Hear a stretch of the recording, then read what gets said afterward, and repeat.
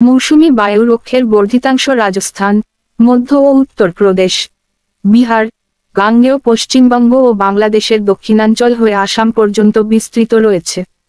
এর একটি বর্ধিতাংশ উত্তর বঙ্গোপসাগর পর্যন্ত বিস্তৃত। মৌসুমী বায়ু বাংলাদেশের ওপর মোটামুটি সক্রিয় এবং উত্তর বঙ্গোপসাগরে প্রবল অবস্থায় রয়েছে।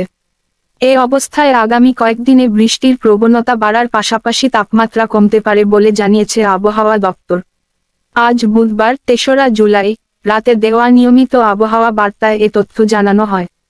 বার্তায় বলা হয়েছে, শুক্রবার ৪ঠা জুলাই সন্ধ্যা পর্যন্ত খুলনা, বরিশাল ও চট্টগ্রাম বিভাগের অধিকাংশ জায়গায় এবং রংপুর, রাজশাহী, ঢাকা, ময়মনসিংহ ও সিলেট বিভাগের অনেক জায়গায় অস্থায়ীভাবে দমকা হাওয়া সহ হালকা থেকে মাঝারি ধরনের বৃষ্টি, বজ্রসহ বৃষ্টি হতে পারে। একই সঙ্গে দেশের কোথাও কোথাও মাঝারি থেকে ভারী বর্ষণ হতে পারে। এই সময় দিন এবং রাতের তাপমাত্রা সামান্য কমতে পারে।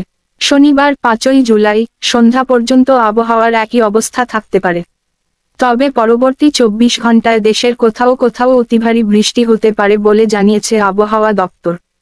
পূর্বাভাস মতে ঢাকা, ময়মনসিংহ, খুলনা, বরিশাল, চট্টগ্রাম ও সিলেট বিভাগের অধিকাংশ জায়গায় এবং রংপুর ও রাজশাহী বিভাগের অনেক জায়গায় অস্থায়ীভাবে দমকা হাওয়া সহ হালকা থেকে মাঝারি ধরনের বৃষ্টি ও বজ্রসহ বৃষ্টি হতে পারে।